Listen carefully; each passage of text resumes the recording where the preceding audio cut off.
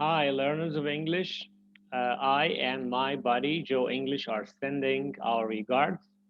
Today, we would like to continue talking to you and sharing with you some notes and exercises prepared by Chippendale for the ACT test.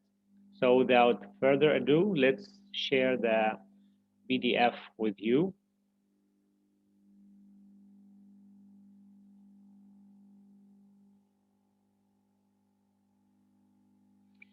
All right, if we look at this exercise example, even the parts of a chili vary. The seeds and veins of a pepper are hotter. So these are two independent clauses. The best answer or the best choice would be B, because we should insert here a semicolon. As you know, the semicolon is one of the things that can separate two independent clauses or ICs. So B is the best answer here.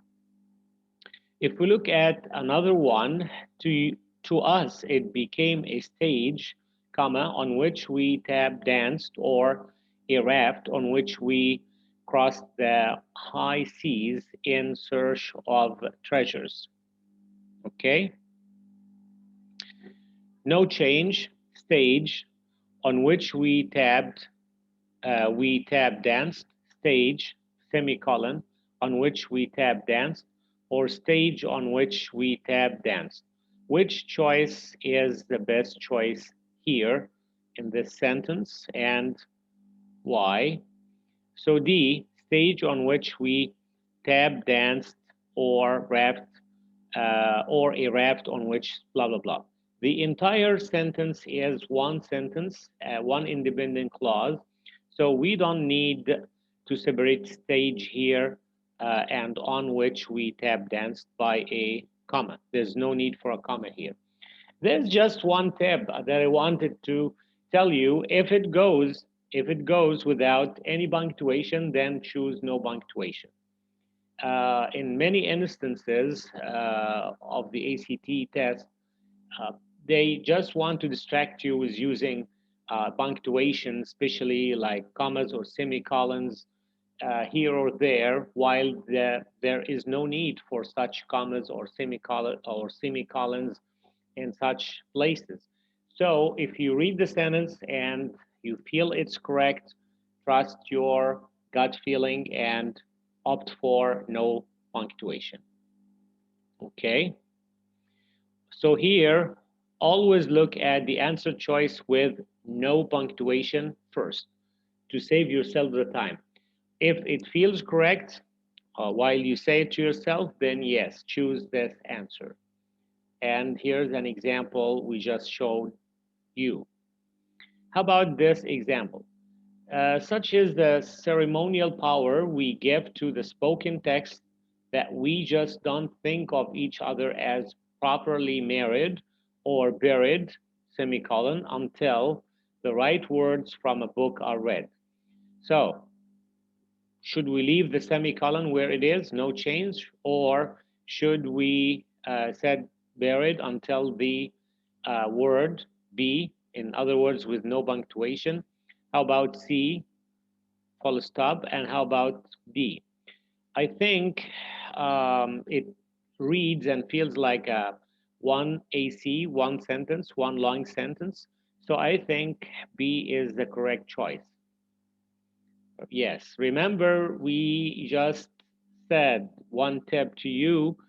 Um, if it feels correct, and when you say it to yourself with no punctuation at all, so choose the answer with no punctuation at all.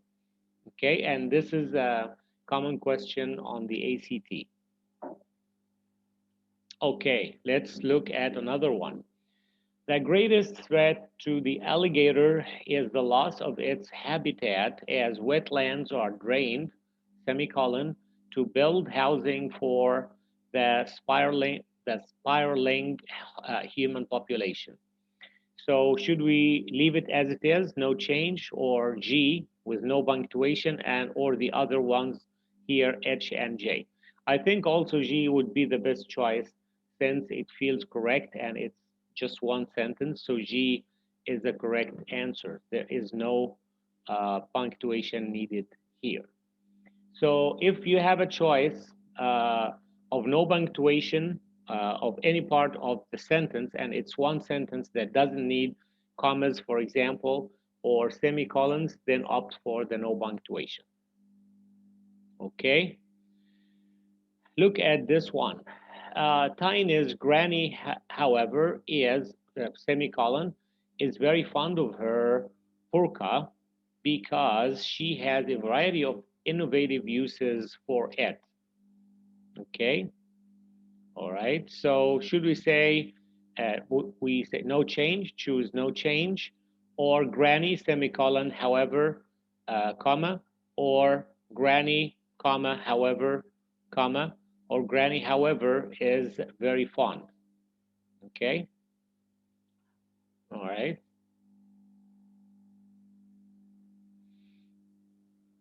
Well, I would say H. Yeah, I think H. Yeah, is the correct answer. We just need a comma before and after, however, because it's like an interjection. It's like a parenthetical that you say that could be deleted from the sentence without affecting it. So you could as well say, Tiny's granny is very fond of her pork, blah, blah, blah. Or if you want to use something like however, so you would say, Tiny's granny, however, is very fond of her parka, and you complete the sentence. So the best choice is H, comma, before and after, however. How about this one? It asked if you smoke, comma, you play music after midnight, and if you are very tidy, a little tidy, or an out and out slob. Okay, no change. It asks if you smoke, you play music, or smoke then, comma, then you play music, or smoke, comma, semicolon, if you play music, okay, or smoke, comma, do you play music, okay. What do you think the best answer is? It asked if you smoke, all right. Okay, so C is the best answer because if you smoke and then semicolon, it just uh, separates two independent clauses, and then we say if you play music. So if you smoke, if you play music are two independent clauses. So we should use it a semicolon. Also, after midnight, there's a semicolon here. Okay, and then the last one, if you are very tidy, blah blah blah. So as if we have three independent clauses here. If you smoke, semicolon, if you play, semicolon, and the last one preceded with and, if you are, etc., etc. So as if we have three independent clauses here separated by semicolons. Let's look at this one. Mr. Gridley, the loser, then decorated a sack of flour with red, white, and blue ribbons, shouldered it, and led the band through Austin. Should we leave it as it is? Okay, yes. Or should we say ribbons shouldered it, comma, instead of semicolon, or ribbons shouldered it, or blue ribbons shouldered it, and led the band through Austin. What is the correct answer here? Well, we should use G, ribbons, comma, shouldered it, comma, and led the band through Austin. Okay, so we just should separate weapons and shouldered it with a comma, and then there's a comma and led blah blah blah.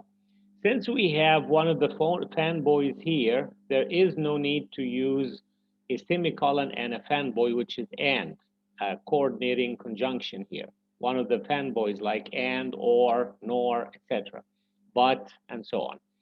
So the best choice here is to change the semicolon here in the underlined part and use a comma because it's followed by and. A comma along with and separates two independent clauses just fine. Okay, let's just look at one example from Collins. Not all visitors, however, have been so welcome, comma, years ago, comma, an escaped convict made his way to her mountain retreat and threatened her. So should we leave it as it is, or use be welcome colon or welcome semicolon since blah blah blah, or welcome although. So the best choice is B, because welcome, yes, not all visitors, however, have been so welcome. Then he explains or gives an explanation or a detail of what he is saying, that not all visitors have been welcome. For example, years ago, an escaped convict did blah, blah, blah. So to show this example or detail or explanation, as we know, we should use a colon here. One of the uses of the colon is, of course, it separates two sentences, and the IC or independent clause before the colon is followed by an explanation after the colon. So here, the part after the colon is an explanation to what has been said before the colon. So the best answer is B. Okay, so we will stop here at this time and continue in the next one.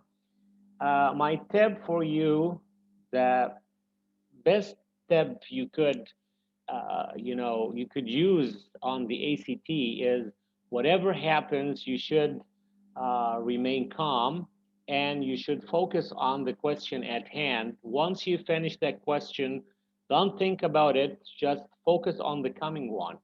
If there's a question you feel that will take more time, then leave it till the end. If there is no time to do it, just choose any of the choices offered. Never leave a question without an answer, and leave the time consuming questions at the end. All right? And whatever happens, as I said, remain calm. Some other one did it, so you can do it. There is nothing impossible.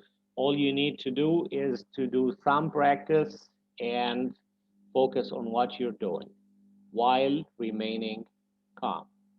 Thank you all, and I wish you the best.